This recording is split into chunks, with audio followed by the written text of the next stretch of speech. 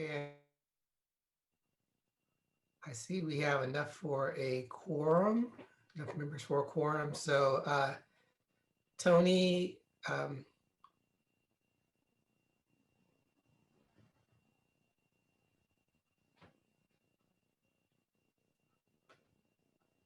going to go ahead and start the meeting. So welcome everyone to the joint meeting for the Rules and Open Government Committee and Committee of the Whole for Wednesday, October 7th. And Tony, can you take a roll call, please? I hope you can hear me. You guys are all frozen, although I can hear you. So starting with Arenas. Camus? Here. Can you hear me? Is my microphone working? I can hear you. Okay, great. But can Tony hear you? That's the question. I think we lost her for a second. Yes. Can you hear me now? Give her a chance to reconnect. And I can also do you tomorrow, but there's another. I'm sorry. Are you calling me, It's Tony? just so complicated. She did. We lost her for a minute. We're just giving her a second They to used to do it. Can you guys hear me okay. now? hear again. So FMSC. sit tight. We can hear you, Tony. Okay. Arenas is here. We just heard Tony, her. can you hear us? Here. Sorry about that. Davis is absent. Camus? Here. Jones?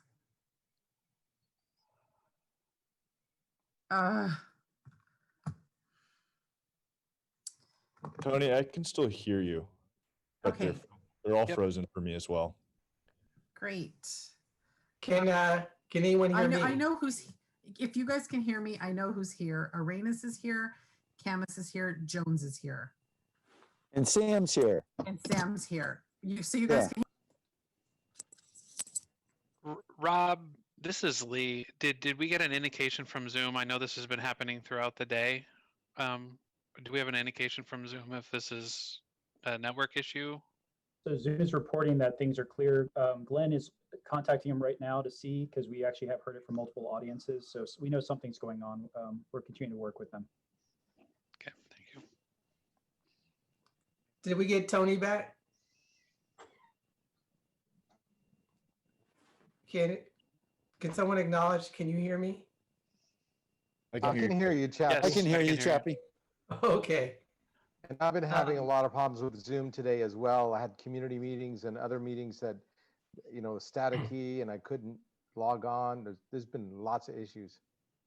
Well, we'll do the best we can. We'll zoom through this meeting and try to get it done as quickly as possible.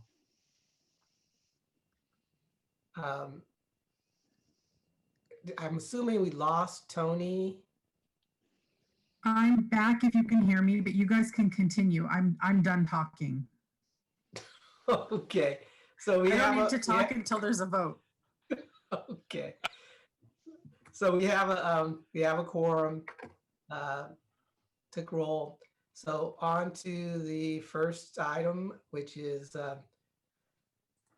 there's the meeting for October 13th has been canceled. So on to the City Council meeting agenda for October 20th. And we will start on pages 5 and 6. And we have the standard start time of 9:30 for closed session and 1:30 for the regular session.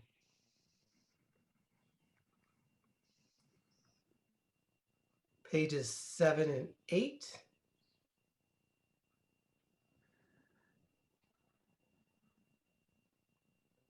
Pages 9 and 10.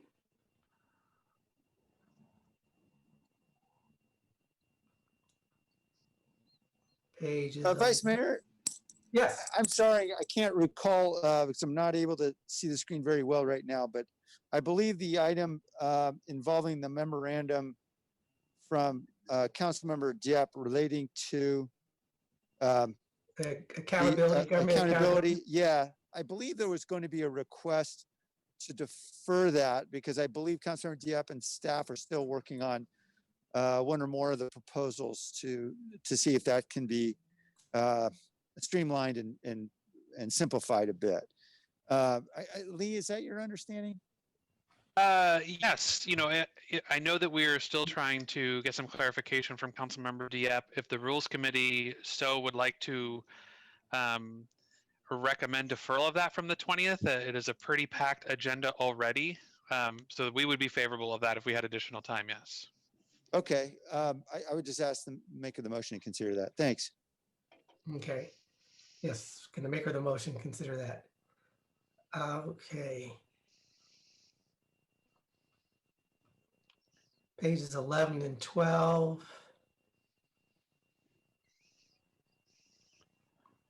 Pages 13 and 14.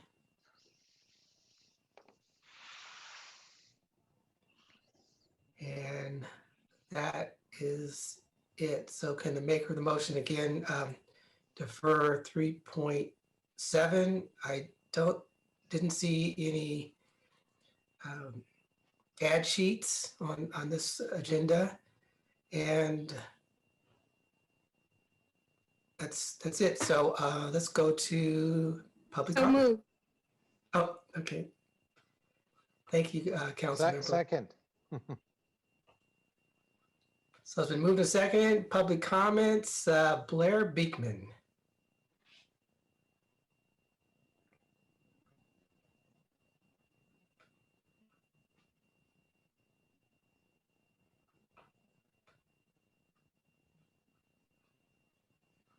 I think we lost him. Blair. I'm not seeing him anymore. Okay, call in user 1.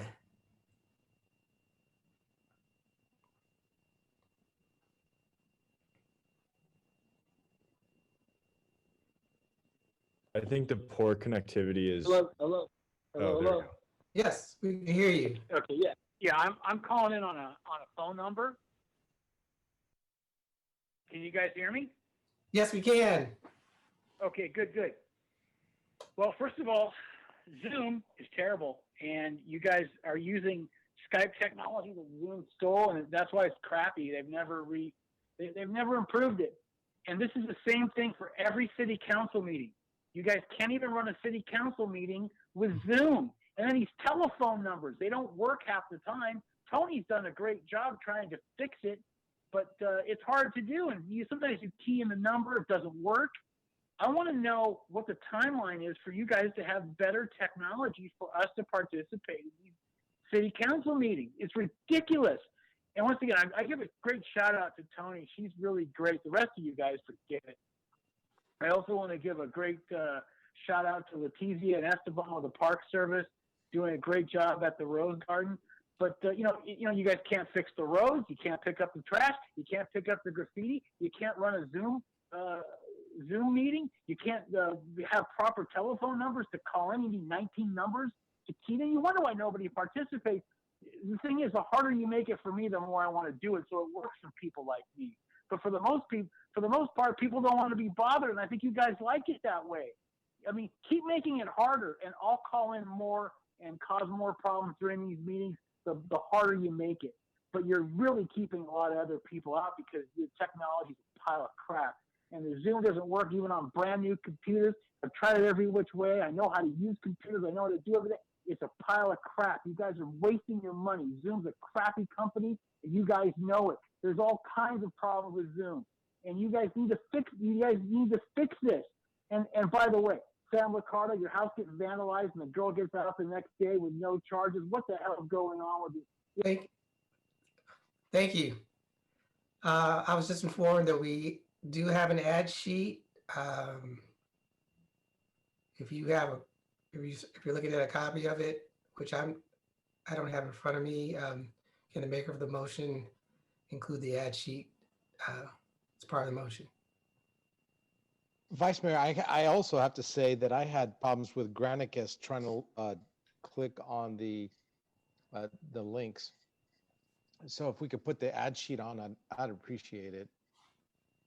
Okay. Since I've had issues, this is Tony. Are you able to see the ad sheet? I can now. Okay.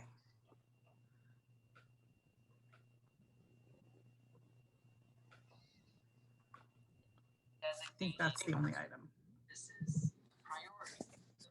Is 3X the only item? Yes. Okay, so I think Councilmember Arenas made the motion, but I seconded it. Councilmember Arenas, do you have access to the ad sheet? Question about the 45%. Yeah, I'm so sorry. I couldn't hear it. It was very faint. So you're asking me if I can add the ad sheet? That's I correct. I don't know if anybody can post it because I don't see an ad sheet. But let me look that really This is quickly. Tony. I'm sharing the screen to show the Oh, ad. perfect. We Perfect. did Thank get you the so ads much. late. We have a dead zone right before the meeting where if we post, it interferes with the broadcast.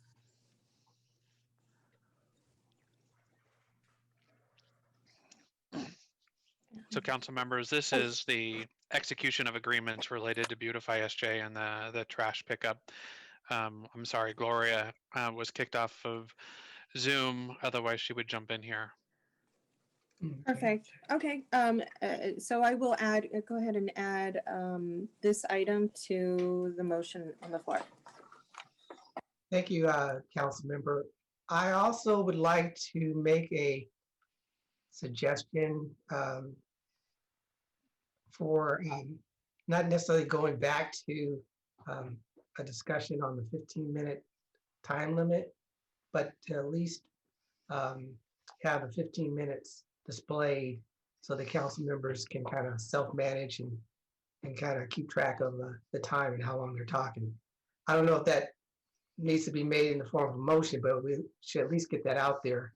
So when we go into council, there's this discussion that's taking place. And I think that's a great suggestion, and not and having it open-ended in case somebody needs maybe an additional couple of minutes, or for whatever reasons that we may have like Zoom interference. Absolutely. So we'll make that as part of the motion to have the 15-minute timer displayed, only to help manage our conversations. So absolutely. Great idea. Thank you, Councilman. It's okay with a seconder as well. Okay, and Sam, I see your hand raised. Yeah, thank you, Vice Mayor. Yeah, so I totally agree with trying to display it. I think there is a bit of a technological challenge. We were doing that before, and I asked Henry to stop because then we couldn't see each other anymore when anyone was talking. And so I just asked Henry, is there a way we can actually display it and still be able to see others on the screen? I can look into it and work with Tony in the coming week before council and see what I can come up with. Okay, because usually when someone displays a document on Zoom, you can scroll past it and still see other people. And I would just hate if for the entire time when anyone's talking on the council, you can't ever see anybody. Sure. Okay, thanks, Henry. Yeah, no problem.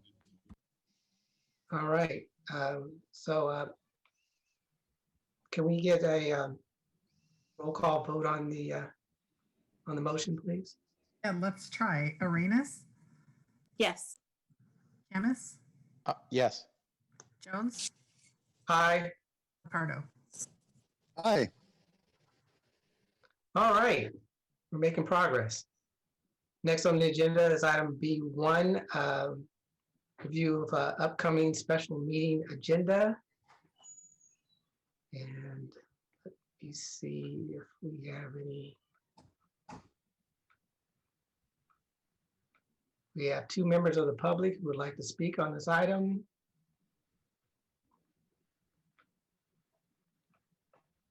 Phone number ending at 8794.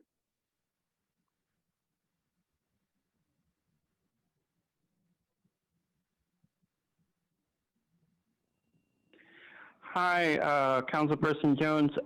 You know, it's been confusing, but I was raising my hand and pushing *9 on the last item. Is there how can there be a way I can speak to the last item if possible? Is it possible, Blair, for you to cover some of that in your, in the open forum? Because Yeah, that'll totally work. I Okay. appreciate that. We'll Thank you do so that. much. Okay, now can you describe this item? Can you give a bit of detail? Because I know that it's a study report session. Oh, it's about the retirement issues coming up with the police, right? And it's a joint meeting between the police and the Federation Federated Retirement Board.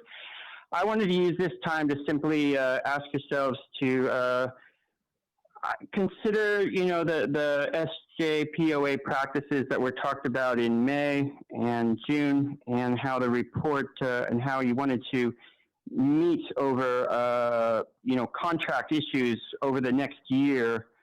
And I just wanted to quickly remind that, I hope we can consider how that can be an open and accessible process for the entire community. And we talked about steps back in May and June, and I hope we can all work on those steps. Thank you. Thank you, Blair. Call in user 1.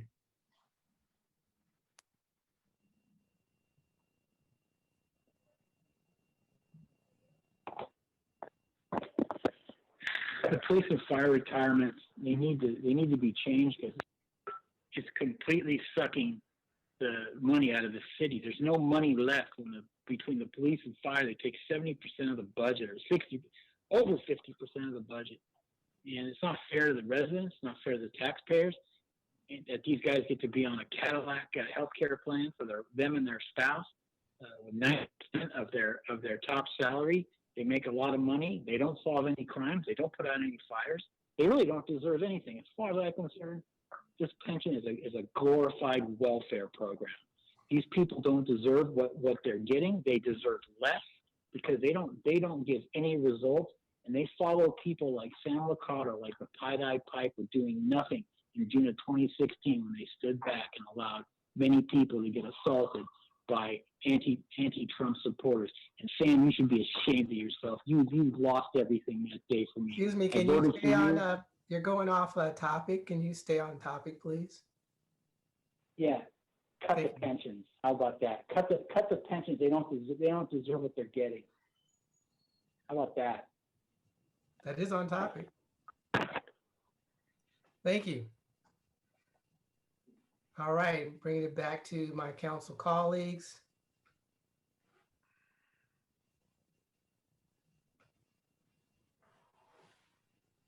No comments, so do we already have, do we have a motion on that already? So moved. Second. Second. All right, moved and seconded. Tony, can you do a roll call, please? Arenas, Yes. Camus, Yes. Jones, Aye. Liccardo. Aye. Thank you. Okay. Next is meeting schedule, D1, release date for study session. And do we have any members of the public who'd like to comment on this? Yes. Number ending in 8794.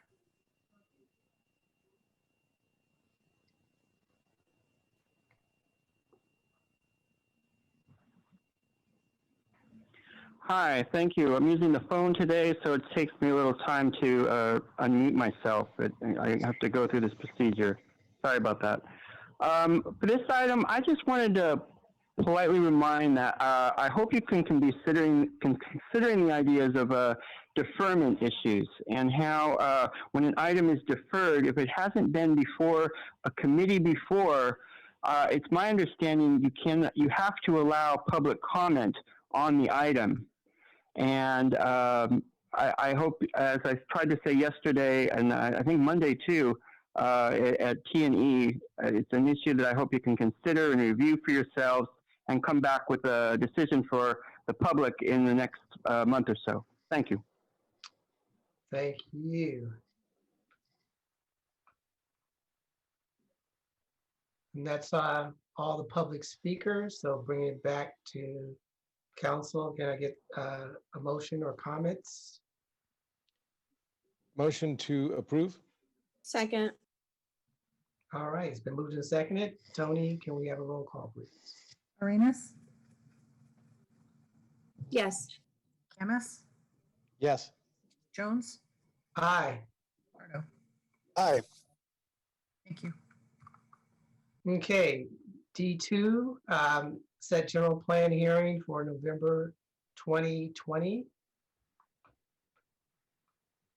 And do we have any members of the public who'd like to comment? Yes. Number 8794.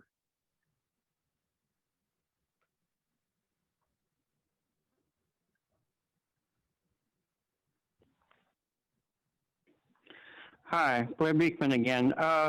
For this item and general plan ideas, I hope that as a city government, you're working on the ideas of in the ideas of housing. You've done some interesting work overall in how to address COVID-19 and how to basically just continue our good practices in our lives before COVID-19 and how we can continue those practices now.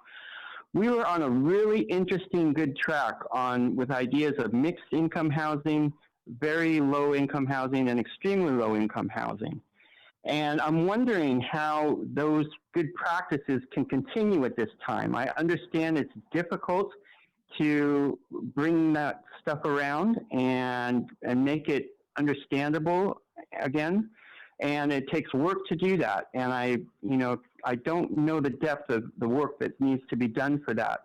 I just can give the love for these concepts, and that can really help address, the community policing issues that we have at this time. I think they can be an incredible way to address, the community policing and equity issues we're trying to address. And I think that's a fear, and that's the efforts that we need to go through at this time to understand how it can work now. And I think it can do something amazing and incredible. And Redwood City, they are very interested in that concept and their future of housing and equity. And I find that to learn to take advice from other cities and follow their lead. I hope San Jose can do that. Thank you. Thank you. Call in user 1.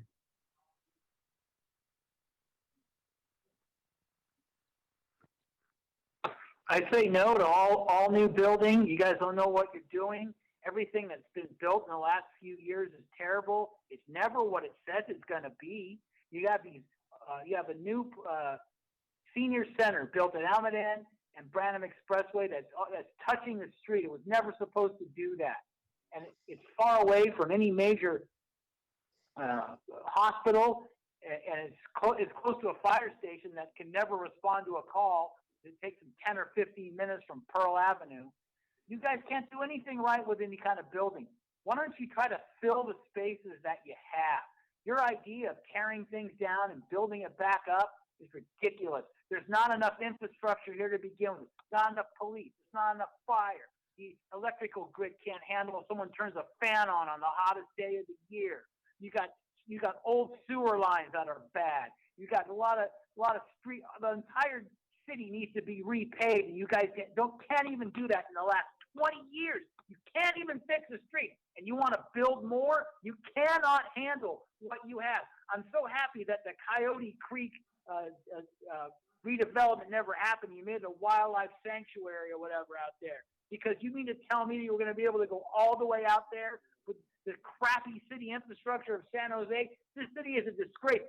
This city was doing better when they were picking prunes than what they're doing now. You guys need to get your act together and redo what you already have, not try to build more. There's not enough space. Then you want to put the entire city on a road diet for what? To create more traffic?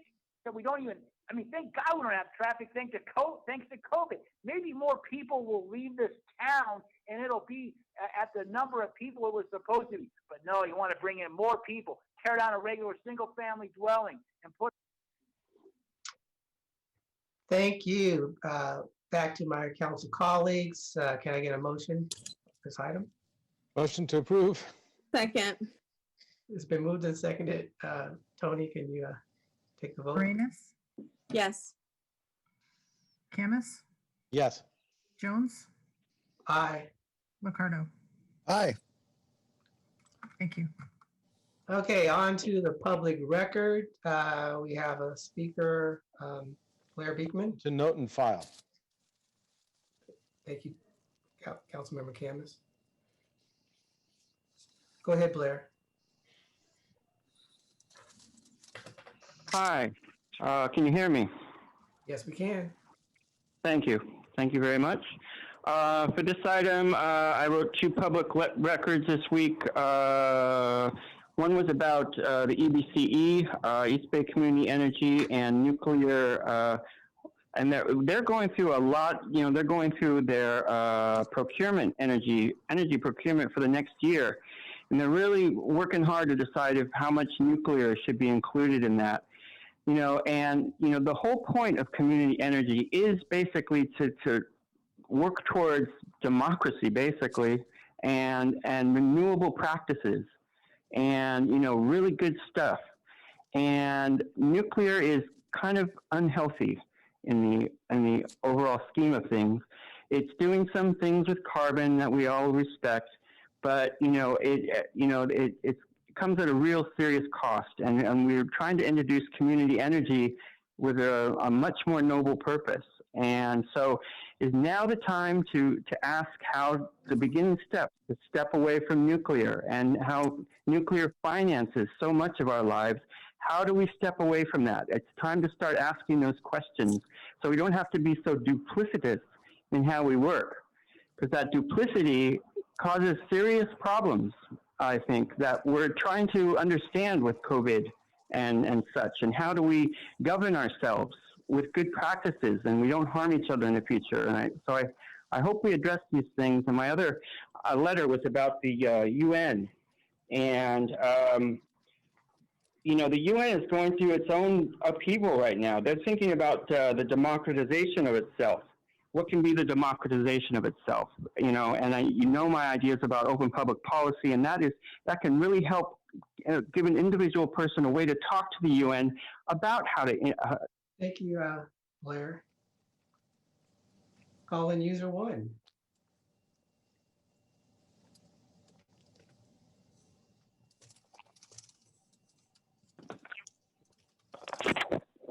Yeah, I think we need more nuclear, not less. If you want to really be able to power a city, it's not going to be on windmills with solar panels, with unicorns running by. It's not going to happen. And they want to get all of you people down there, city council and the county people, the state people, you all want to get rid of natural gas. Are you crazy? You people are out of your mind. How are you going to be able to cook properly without having natural gas, or heat your water heater without natural gas? You want to be all on one electrical grid, you better be on nuclear, baby, because that's the only way it's going to work. You know it, and I know it. Everybody knows it, but no. You guys want to go on microgrid. Microgrid. That's what Pam Foley always tells me. Microgrids. Pam, you're full of it on a microgrid. I saw what happened with the microgrid when it got hot one night. You know, the whole half the city went out, including downtown. Ha in City Hall. So, and as for the UN, if you want to follow UN rules, you're crazy. It's already bad enough here in this state. If you try to follow what the UN's all about, it's going to look like maybe give me a third minute world so I can thing. go on the next item and then I'll. Mayor, you're not on mute. Hello? Yeah, keep going.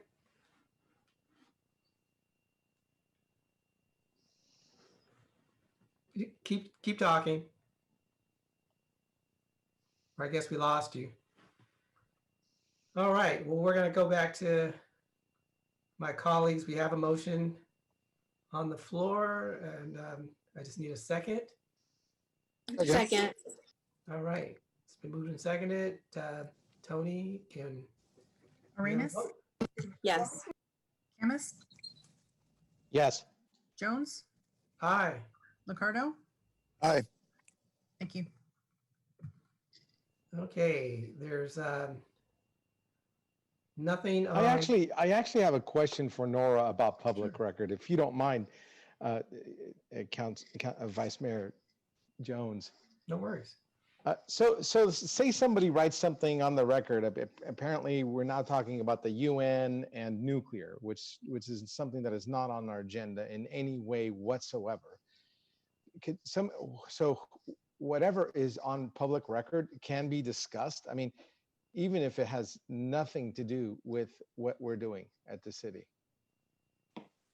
That's how it's been handled. We can look at that. But this is yeah, sort of if an it's- open if it's- public comment. But we'll look Yeah. at it and see if there's a way to try to keep it focused on city business, because your time is very valuable too. Yeah, I mean, it's I think it's Blair's way of having 2 bites of public comment. That's the way I see it. And because obviously we have nothing to do with the UN, and we have nothing to do with shutting down or putting in nuclear power. So thank you. I just would like to have an answer for the future. Sure. Thank you, Councilmember Camus. Nothing in consent. So we're on to G2, which is the Commute Pledge. I see we have a couple members of the public who would like to speak on this. So we'll start out with David.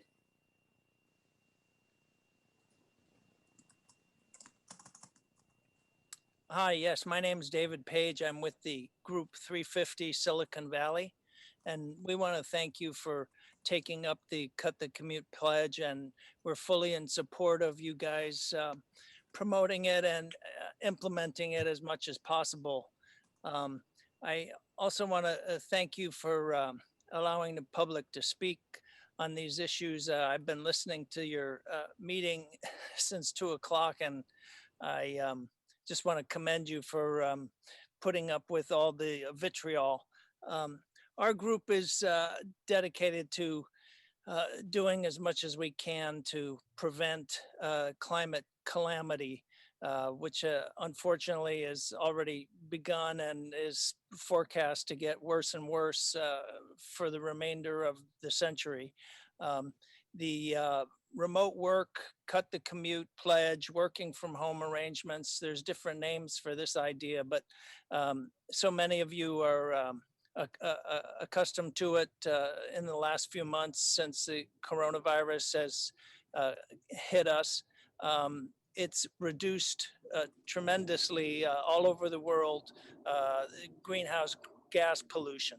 And if we can somehow make it indefinite, or at least as much as possible, then that'll help reduce pollution from here on out. The more pollution we reduce, the more lives we save. I know all of you have been aware of the fires here in California. This is just one area of the world where there's horrible weather events, and it's something that we're trying to address, and that remote work is one part of that. So thank you very much. Thank you. Number that ends in 4963. Yeah, hi, Martha O'Connell. I've been using public transportation in San Jose for over 40 years, 90% of the time. And I find that lots of folks who make the policies and procedures are not using public transportation. I do agree that we should encourage use of public transportation, but right now, the light rail is totally unsafe. It is a hotbed for COVID. And until the VTA can do something to enforce the rules, you can't just write down increase use of public transit and have it work. It's got to be safe. Secondly, Spotlight reported, and it is true, that the buses and the transit are passing up passengers. Sometimes you have to wait 3 times for a bus or a light rail because they're full to capacity because of COVID. And thirdly, and I address this to the council members who are concerned with equity, the VTA is talking about cutting the hours of public transportation after certain hours, including the public transportation that goes to City Hall. Lots of us take transit down there, and if these routes are cut, there is basically no way that those of us who rely on the light rail to get there can participate in your meetings. So please be aware of this. And those of you who are on the VTA committee with a vote, or even without a vote, if you can send an email, express your concern. We need those routes to your meetings and also to the county meetings. Thank you. Thank you, Amanda. Yes, hello, thank you. So I'm Amanda Bancroft, representing 350 Silicon Valley. And I just wanted to throw out some statistics from the San Jose, California.gov website, which says that 42% of greenhouse gases are related to transportation in Santa Clara County. And recently there was a study with The Guardian that correlated air pollution may be the key contributor to COVID deaths. And so with the Cut the Commute Pledge, you know, we can address both these health issues as well as the issues of, you know, climate change and trying to combat that. As we've seen with the reduction of emissions, you have less greenhouse gases in there. And not only that, but you can take back the workday with increased productivity if you're not sitting in traffic. So just wanted to promote the Cut the Commute Pledge and bring those facts up to the council. So thanks for hearing me out. Thank you. Number 8794.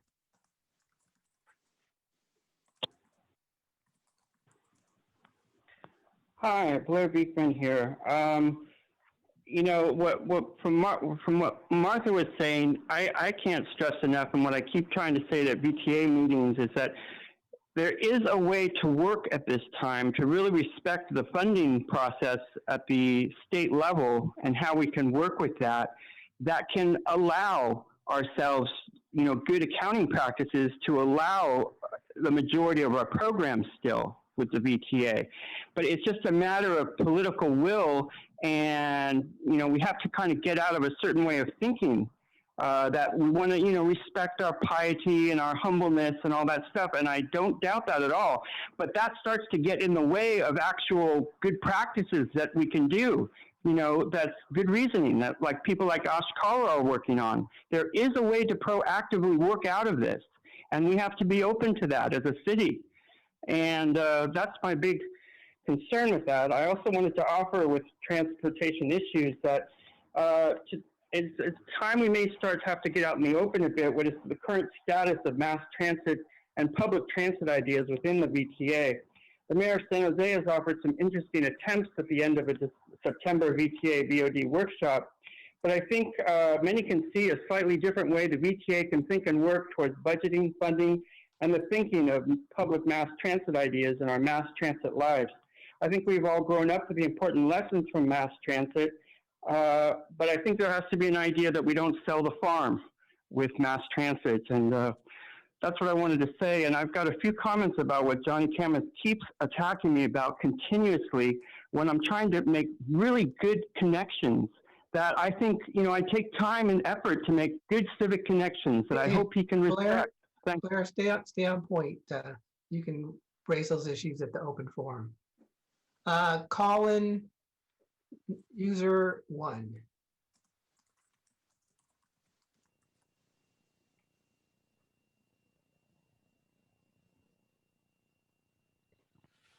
I hate to say it, but public transit's dead. Because of COVID, it's over with.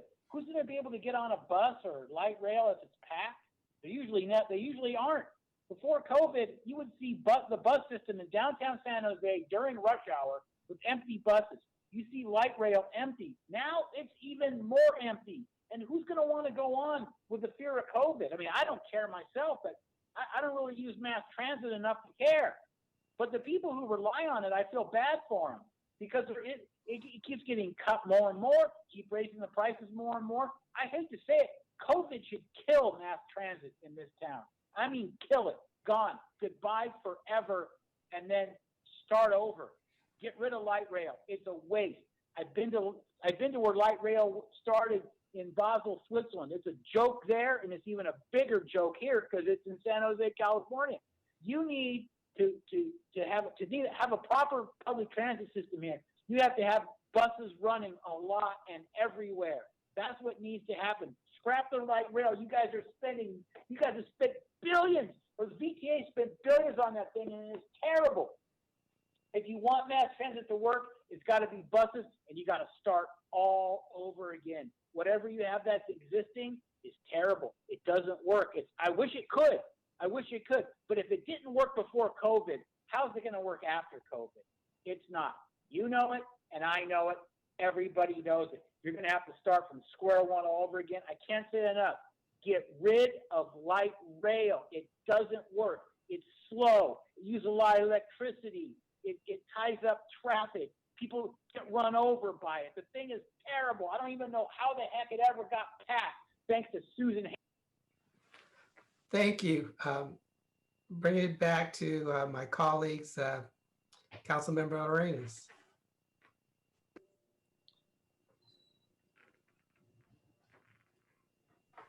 I'm so sorry.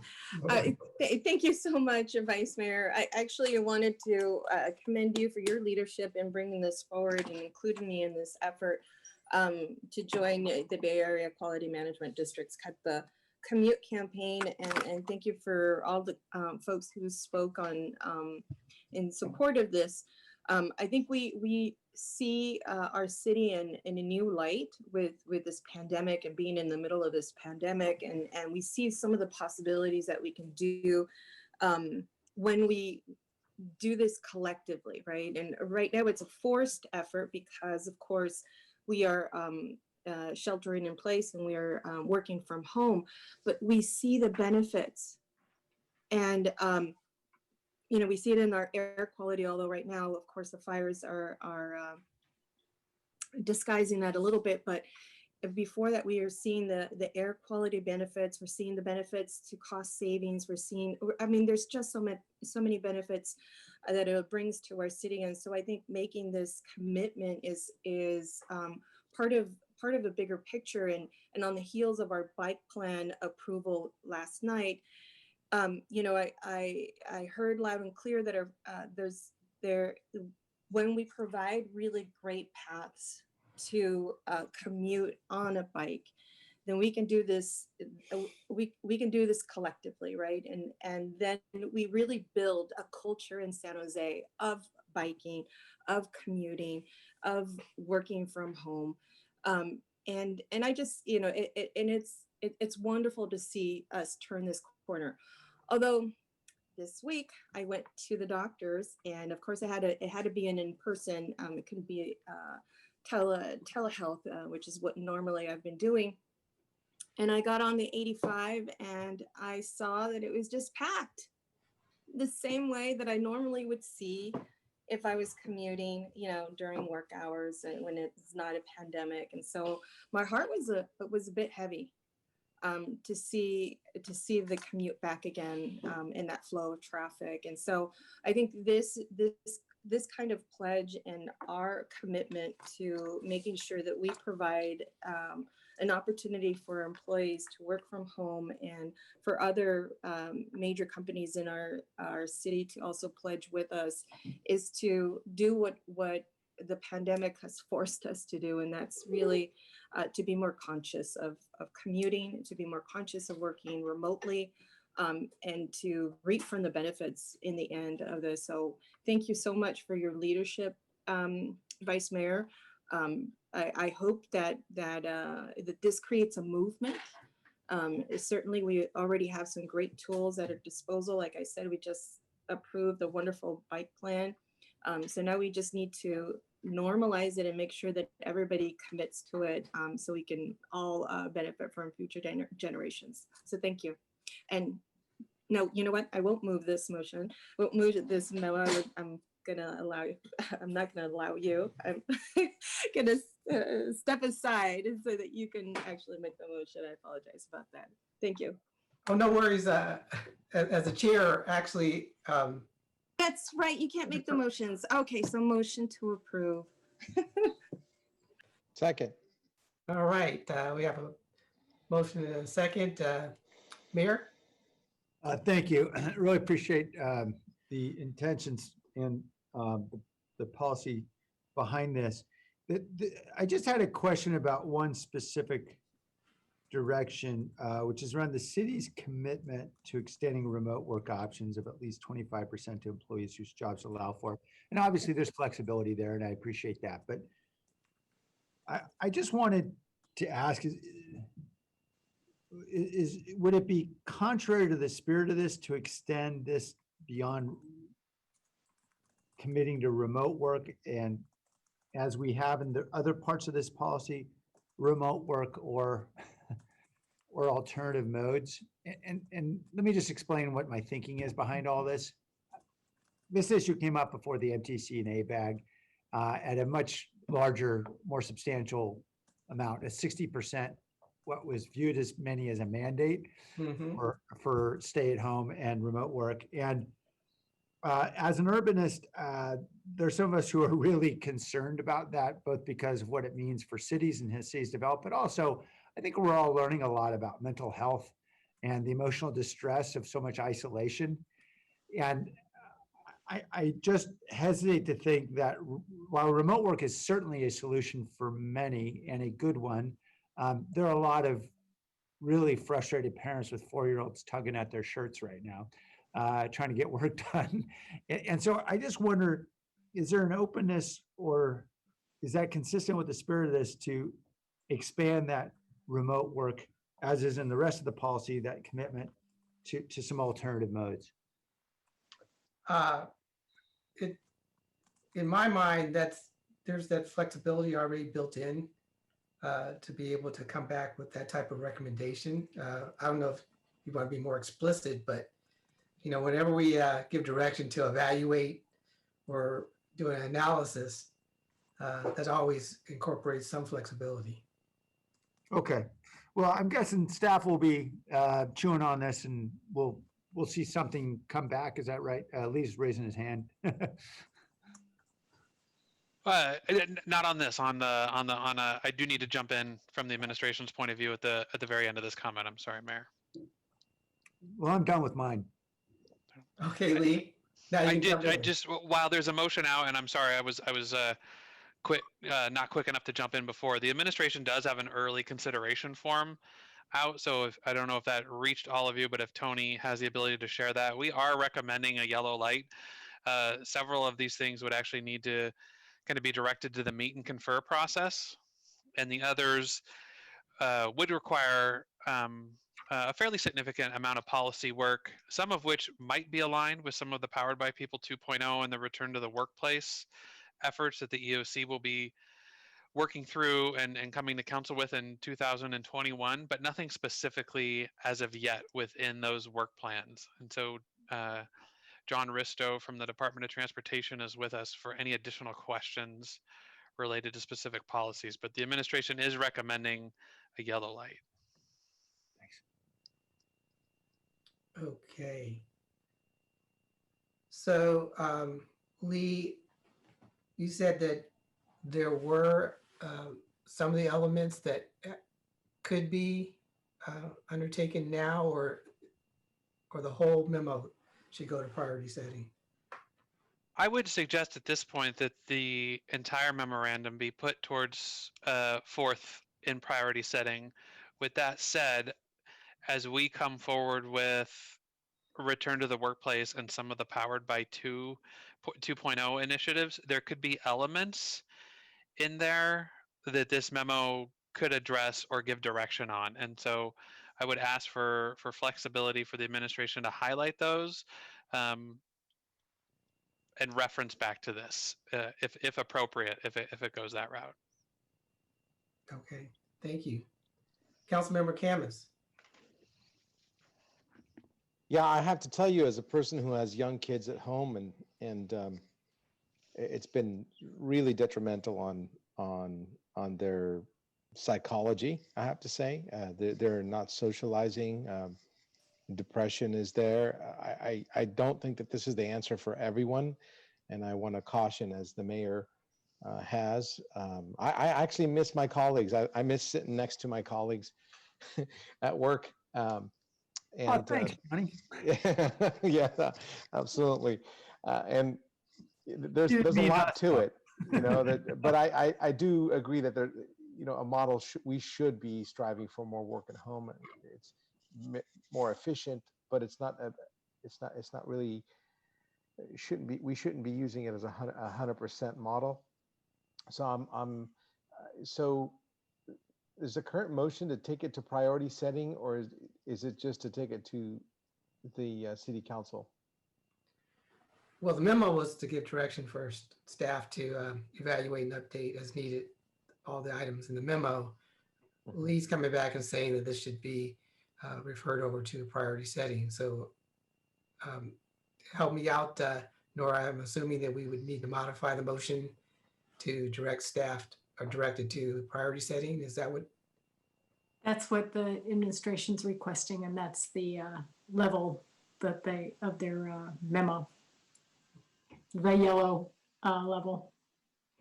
I think that Lisa on this call has been trying to put up her hand physically, but there's a little button that you could raise your hand with a little blue hand if you want to speak. Lisa, I didn't see your hand raised, but if you want to. She's muted.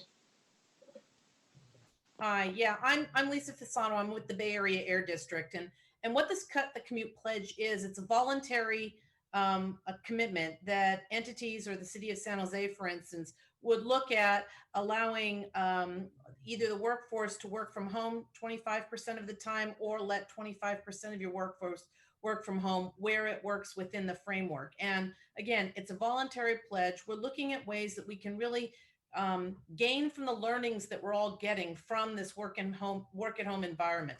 We're all working from home right now. We've seen the reduction in traffic. We've seen the reduction in air pollution, except for the fires, but we've seen the positive results that we want. And so we want employers to think about this and think about establishing a more robust work at home policy in their employee handbooks moving forward. And we're looking at amending our our commuter benefits rule to make telework or remote work a more prominent piece of the in the toolbox of items that an employer could choose in signing up for the commuter benefits program and offering various commuter benefits to their employees. So again, the Cut the Commute Pledge that you have before you today is just a voluntary action. It's a voluntary pledge, and it shows your support for trying to look at how we can reduce mainly single occupancy vehicles from our roadways, which are the primary sources of air pollution and greenhouse gases. Thank you, Lisa. Councilmember Camus, did you have any other comments or input? None, except that I don't know what the current motion. It looks like it'll go to city council unless. Well, that's the current motion. Councilmember Reyes might decide to modify our motion to direct it to priority setting. We're not quite there yet, but thank you for that input. Councilmember Reyes. Thank you, Vice Mayor. I am a mom of a 5-year-old, and half of my day is I think I'm a fair lunch lady, pretty good lunch lady, yard duty, and a teacher's assistant. Do I want to be? Absolutely not. My hat's off to all those who work with our children every single day and do this work because it's their passion. There is a lot of benefit, I think, to parents to have their to have some of this remote work, especially for those who have younger children. So my kiddo goes half day. That's typically very standard for kindergarten. And, there's not a lot of families who can work only half day. So you have to think about childcare, and then childcare, second to mortgage is, the second most expensive item on your budget. And so for me, I know that we are not going to see our children at home forever. We're going to see them maybe another half year, maybe a whole year. I don't know what that would look like. I surely worry about the social emotional well-being of my children, because part of growing up and part of learning is socializing with others. That's an important aspect of development. And for their sake, I want them back in school with others. But that still leaves the question about what should we be doing in terms of working from home? And do we see the benefit of working from home 1 or 2 days? I don't think we're asking for us to work 40 hours a week away from the office and at home. I think the attempt is to have 25%, which means about 1 or 2 days, which I think normally you would probably need to do some of the work that doesn't involve meetings, on-site meetings, and meetings with other people or off-site meetings. And it's something that's easy so say if my kiddo who's a kindergarten would come home at 12, that means I can go pick her up instead of having a child care provider and that cost coming out of my pocket. Plus I don't, I don't use my vehicle to get to work, to come back to work, to go to the school, to pick up my daughter, to then go back, and have that whole hot mess happen out in our public settings, in our public streets. And so to me, I still see the benefit of putting this in front of our council colleagues as a commitment on a long term. Right now, I know that we're all yearning to connect with one another and to be back in some level of normalcy. And I think we're probably getting closer to that. Hopefully, I'm going to knock on wood. But this is really, I think, a long-term commitment. As many parents feel, and I think it has to do, with being a parent of maybe a younger child, but I won't exclude the parents who are of older children, but certainly there's a requirement to be more involved in the education of our children as they get, as they go beyond elementary school. We're a little bit more hands-off. And so I think this gives an opportunity for parents to get back into our children's education and social well-being post-pandemic. Mind you, right now, we're all working with the limitations. And so anyways, I just see that there's so much benefit to this, and that putting this on priority setting instead of just having a collective agreement in front with our colleagues to have this commitment, and hopefully our staff as things unwind can take a look and have a better analysis of this. But I know that our HR department already offers remote work, and that you can work this out with an immediate supervisor. I just think what we need to do is normalize it, and that's what I was talking about with the bike plan. Once we normalize biking to work, we're going to see a lot more people on the streets. And so I think this is the same, in the same spirit of normalizing working from home, and that there's nothing wrong with working from home, especially if you're a parent, that there's some added bonuses there. And so I'd like to see it in front of the council to have an early conversation. Now, whether it gets to the point where we need to put this on priority setting, so be it. But at an initial stage, I'd love to have it in front of our colleagues. Thank you, Councilmember Arenas. I see no other members of that want to speak on this, and I was gonna speak on it too, but I learned a lesson. Never have one of your colleagues speak on one of your memos before you do, because you did such a great job, Councilmember Arenas, that you got all the good points that I was going to make. So thank you for that. I apologize. No, I thought you were great. But obviously, we don't know what the new normal is going to look like, but the new normal is going to incorporate and adopt some of these practices that we're currently doing, remote working and other Zoom meetings or some other technology, but it's going to be with us moving forward. So I think that the sooner we start to plan for that and develop policies and procedures to address that, I think we'll be better off. And if it goes to priority setting, and it gets adopted through priority setting, then it has to go through the meet and confer process. So we could be potentially looking at a year or 2 years out before we even implement anything. And then the final point is the first request is actually just to make that pledge. And it's voluntary. It doesn't obligate us to do anything. It's not a mandate. So I agree with Councilmember Arenas that I don't see why we would have to delay this beyond the October 20th. And then at that council meeting, if we decide to kick it to priority setting, then we could do it then. Mayor? Yeah, I would just ask Lee, you know, are there parts of this that are particularly onerous for staff that we could break off? I don't mind taking the pledge. I think, you know, we all recognize it's going to take time, and I'm guessing the meet and confer process is something that would need to happen on another path. So, you know, is there stuff that we can take off here that will address the workload concerns for staff, enable us to sort of take the pledge and have the rest of this work come back through prioritization? Yeah, so I don't think we would have a problem at all with council taking the pledge. So I appreciate that clarification. So I think, yes, moving forward with the pledge and showing support on this is totally fine.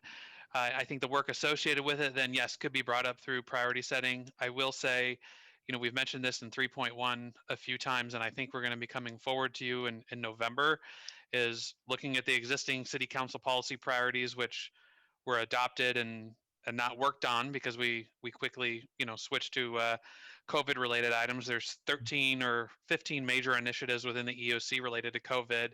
And then there's some other things that have come up. And so we need to be able to have that conversation with you in November or early December on how we prioritize across all three of those so that we can be very nimble and efficient on what's most important to you guys.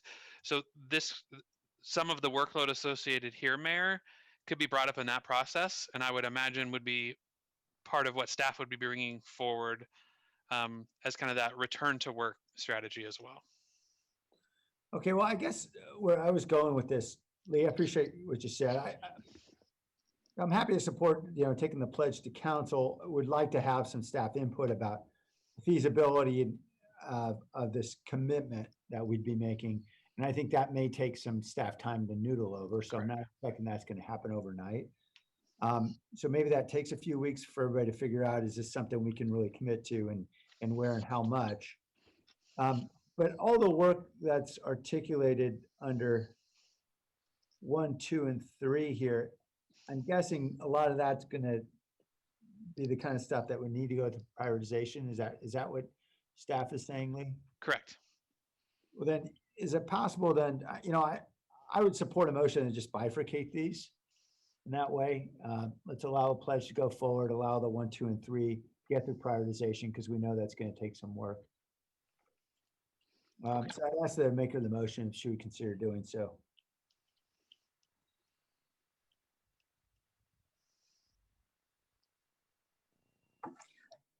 I'm sorry, I do have my kindergarten kiddo right in front of me, and so I couldn't quite hear. I apologize. Yeah. Can you repeat that? Yeah, Mayor? sure, I'll repeat it. Yeah, so it's a friendly amendment that we'd allow the pledge to go forward to council.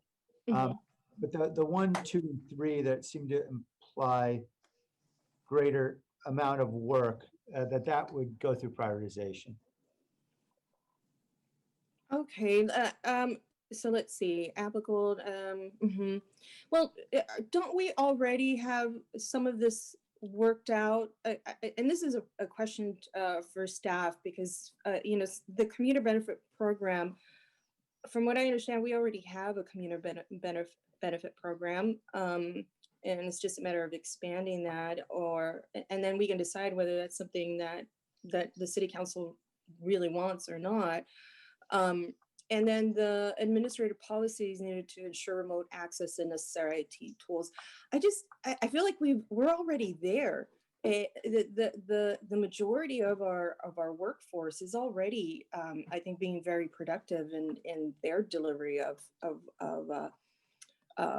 in their roles. So I'm not sure that is this your understanding, Lee, that these 3 first items are the most work intense? Yes, that is my understanding, and I can ask John Cicerello, or I'm sorry, just John Aristo to jump in with anything. And agree that we do have commuter benefit programs now, but how we expand them, how we deal with that with our employee bargaining units around any of those, and administrative policies as well, ends up being a little bit more onerous than I think how we're discussing. So we would want the time to really better understand and dive into that, which would require time with the limited resources we have right now with the activation of the EOC. Okay, but wouldn't we? I mean, if we really, if the in front of you know, with the whole council looking at this and maybe collectively saying, you know, let's just stick to what we already have. Let's keep doing what we're doing. Like really nothing new. So minimal work on department staff. I just think that we're closer to this than what it feels like maybe, or what it seems like. I just want an opportunity to really put this in front of our council. I would love to hear from our vice mayor in terms of where you stand with this, vice mayor. I think we're closer than not. I think it's great to hear from our council collectively to see. Maybe it's, you know, it's not very much that we want to put in terms of workload on our department staff. We certainly have been very sensitive to that. And so I would love to just make sure that we have this commitment and, you know, signing the pledge. And I appreciate the bifurcation. I feel like we're almost there. Councilmember Reyes, I actually agree with you. I think there's a lot of work that's already been done and is being done. And actually, I know Rob Loy's on this meeting. Rob, you know, like a specific example is our first item number 1. My assumption would be that a lot of that work is already taking place in order to support our existing work environment, but you can enlighten us in terms of what is or isn't being done and what the roadmap looks like. Sure, and as Lee referred to earlier, Vice Mayor Rob Lloyd, CIO for the city, is we actually have a Powered by People 2.0 initiative that is multi-part and safe workplace and drive to digital, and a number of other initiatives that are allowing people to have more options. But I would say that we can prioritize whatever comes through the city manager's office in that, and the emergency operations center if they're complementary pieces.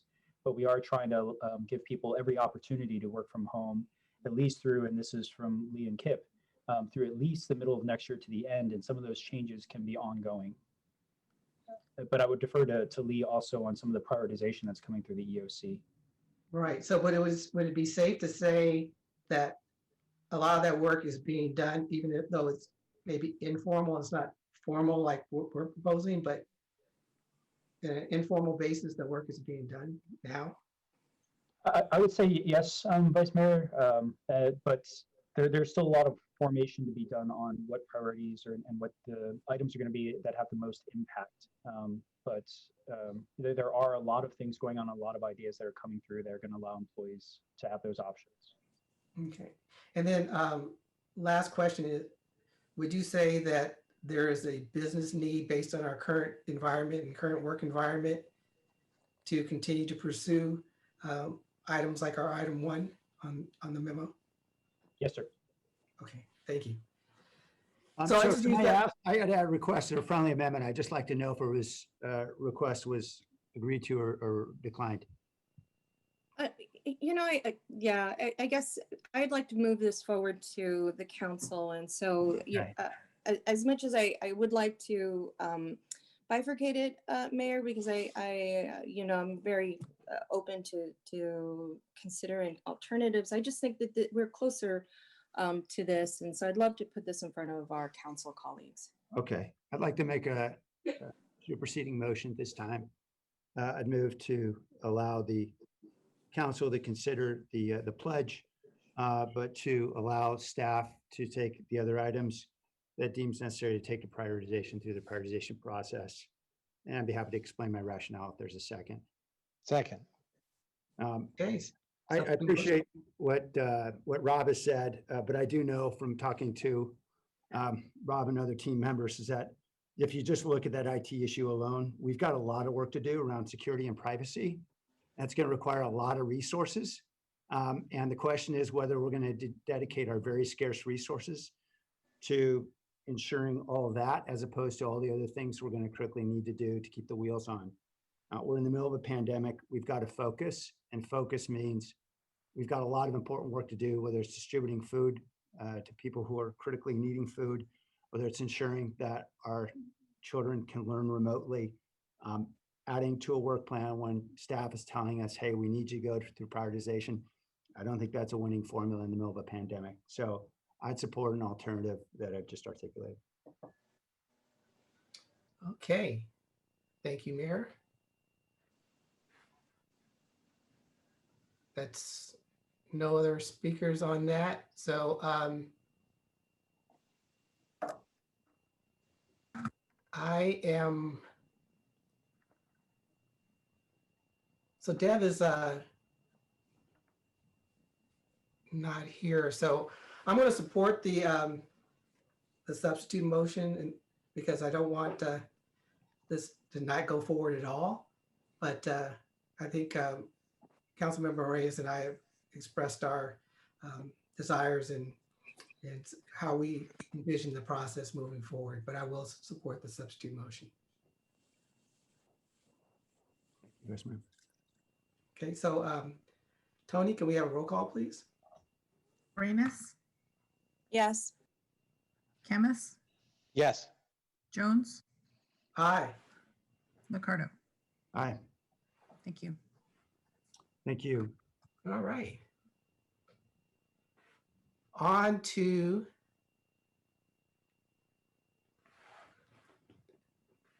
the redistricting commission has been deferred. So on to item 4, Indigenous Peoples Day recommendation. And do we have any members of the public who would like to speak on this item?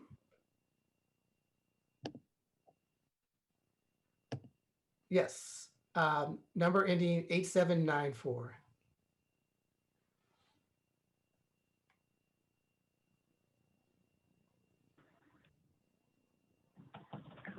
Hi, Blair Beekman here.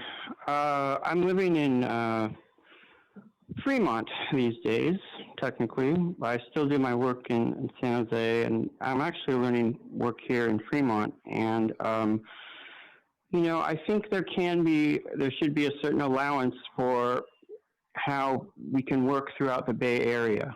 And I'm sorry my previous words may not have clarified how practices in the East Bay affect decisions that need to be made in San Jose at this time. And I'm sorry that I didn't clarify that. I have to learn how to do that, and I lack a bit in that skill. But to conclude, to talk about this item, now that I'm living in Fremont, I learned that there can be a way to call the name of Fremont to find its indigenous names.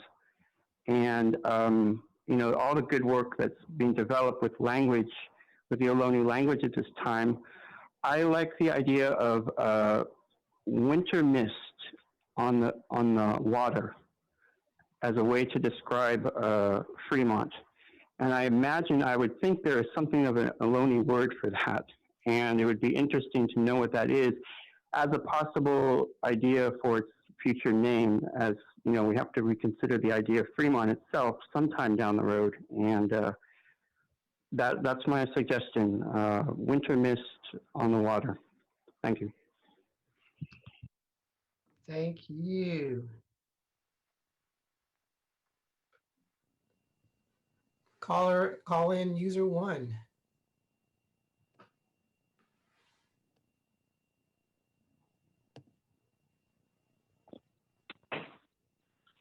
Yeah, I don't know why you guys can't have people work from home.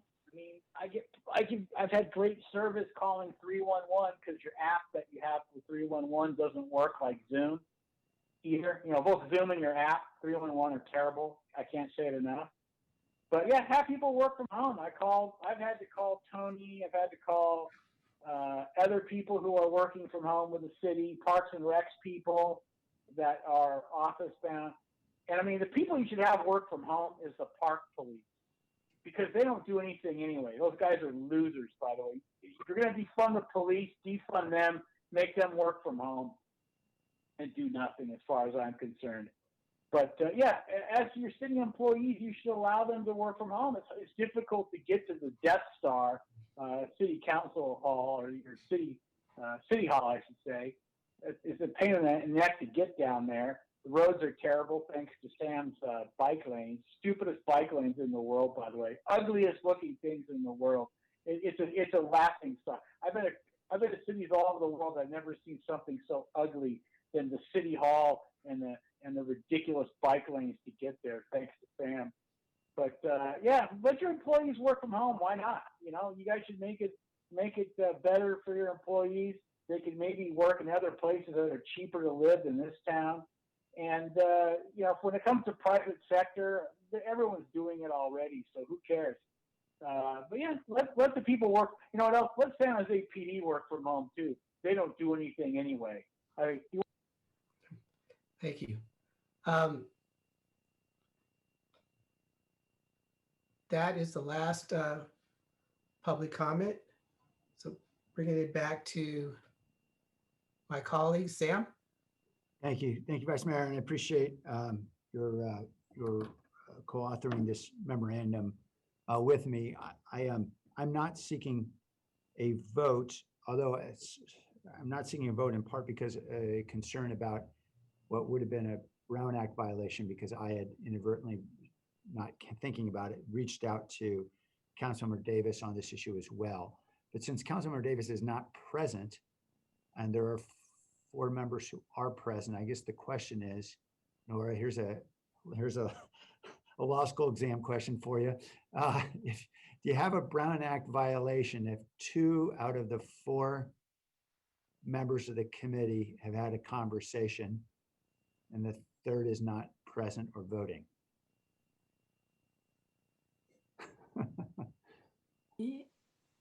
Well, that's a good question. I don't know the answer to that question. I mean, you have a majority that's talked about it.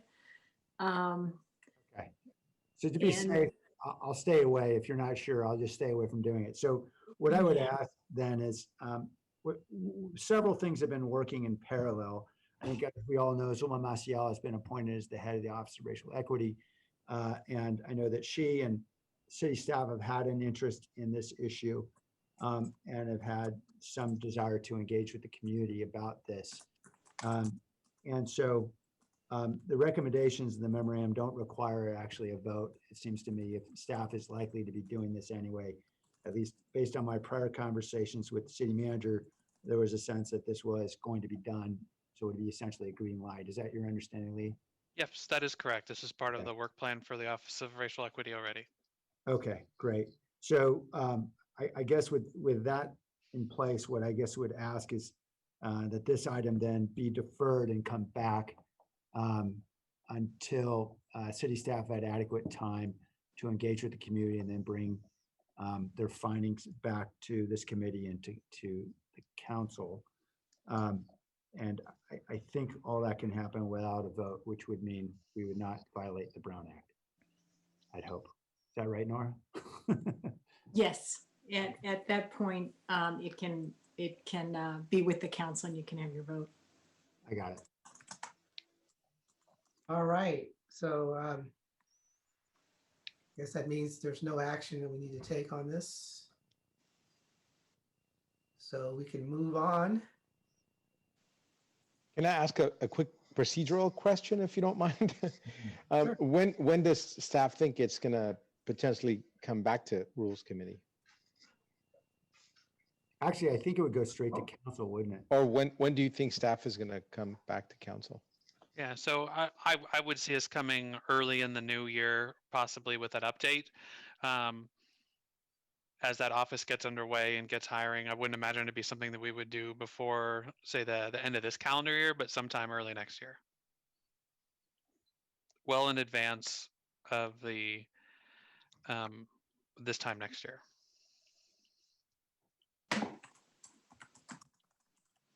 Okay, is that That's it. satisfied? Thank you. Yeah, thank you. All right. So, and you can take a vote on that. You've put on the record that there was a Brown Act violation, so to take it to the public session, you can vote on that. But was there I mean, since we're not voting on it specifically in rules, then was there a Brown Yeah, Act? what the staff is telling me, or what my staff is telling me, it can be, you're fine, you're okay. It can also have to, it just needs to be properly agendized. That's what I'm trying to say to you. It'll go to council properly agendized, but we've made the mea culpa here, and that's all that needs to happen. And so it can go to the council for a vote at the open session. Okay. Sam? I'm sorry, Mayor? Yeah, so just to be, that's fine. Just to be clear, then staff will agendize it when they're good Yes. and ready. Okay, Yeah. great. Thank you. Okay, so we need a motion. Can I get a motion on this? So moved. A second. It's been moved and seconded. Tony, can we get a roll call, please? Arenas, Yes. Camus, Yeah, I'm a yes, except now that we're voting on something. I thought we weren't voting on anything. I'm confused, but It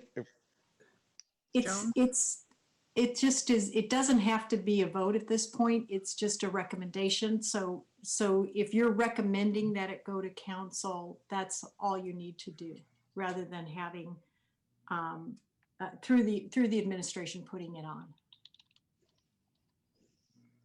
So that's what this, Tony, I can't see what your vote is. I can't see that. It's so, you can, are you just having them vote to have the administration bring it to council? well, the motion was to move it to council. So, but it sounds to me like they don't need a motion at all. So we shouldn't have a motion or a vote. Yeah, it can go with a recommendation to the staff, but I think no vote is the safer way to go. Okay. I retract my vote. Okay. Sorry. Is the motion withdrawn? Motion withdrawn. Second withdrawn. Thank you. And Onward. Lee's here, and the administration understands what you want to do with it. But just so we don't have a Brown Act problem, because we know that those are watched. Great. All righty then. Moving on, or at least trying to move on. Where are we? We're on the H2. H2 update to the August to December 2020 Neighborhood Services and Education Committee work plan. And I don't see any members of the public who are. So moved. Second. Second. It's been moved and seconded. Can we have a roll call, Arenas. please? Arenas, Yes. Camus, Yes. Jones, Aye. Liccardo. Aye. Thank you. Okay. Next item is update to the August to December 2020 Smart Cities and Services Improvements Committee work plan. Move to approve. Second. Second. Third. No members of the public are asking to speak. Tony? Arenas, Yes. Camus, Yes. Jones, Aye. Liccardo. Aye. Thank you. So we're on to open forum, but before we go there, I'm just going to say that I might get a big old thing of popcorn and rewatch this rules meeting tonight or sometime this weekend. Thank you for taking over, Vice Mayor. Just for entertainment value. Yeah. And Why I apologize for that. It was two different ways to go, but I had something in mind from a different matter, and I wanted to be a little more conservative on what we were doing. So Nora, this is all on me. I'm running this meeting, and it's all on me. So just don't worry about I it. would like to say something before you go to open forum, though, because it relates to the question you had earlier. And I just want to point out that on your agenda, to the extent that there is a question, open forum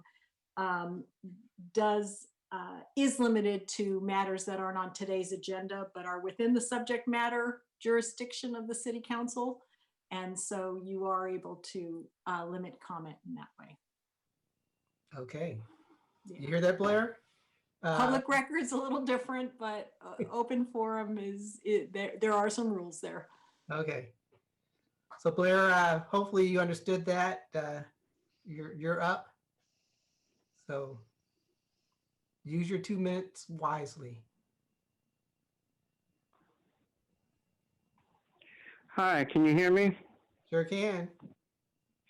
Thank you. I mean, that's exactly what I was going to do with my open forum. I want it to be a mellow October, the same as everyone else, but it needs to be done openly and intelligently. And I hope you can allow good practices. I try to make good connections. I'm not the greatest in actual speaking sometimes. I'm sorry about that. Inside, I work really hard to follow the rules and make good connections. And I hope you can respect that. I was trying to speak of city government.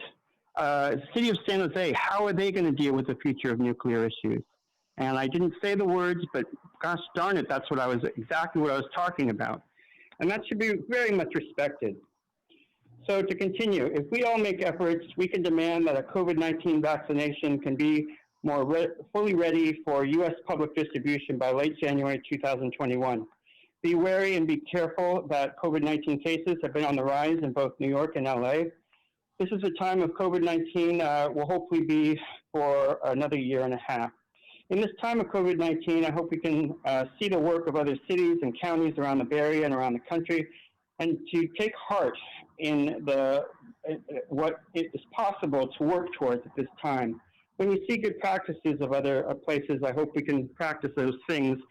And I hope we can have an honest discussion, and I can be included in what can be good connections and how to talk about issues publicly. I feel I do a very important, good job at that, and I want it to be respected. Thank you. Thank you, Blair. Let's see. Molly?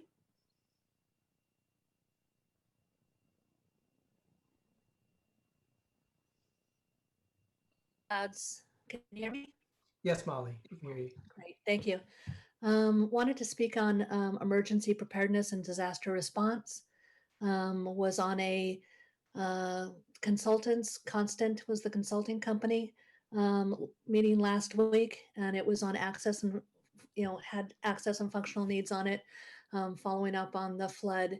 And, keeping in mind that this is 30 years after the Americans with Disabilities Act was passed.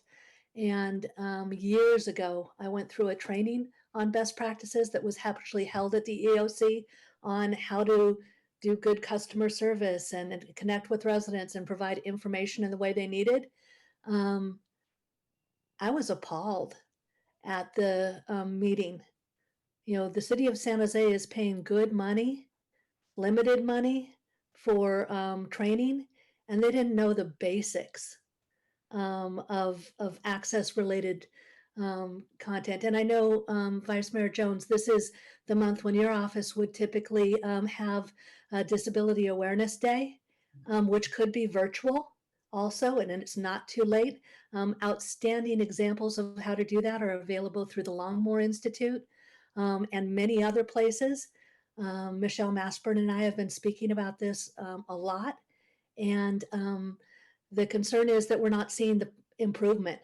If each council office committed to take one practice like alt text or image descriptions on social media, that would do it.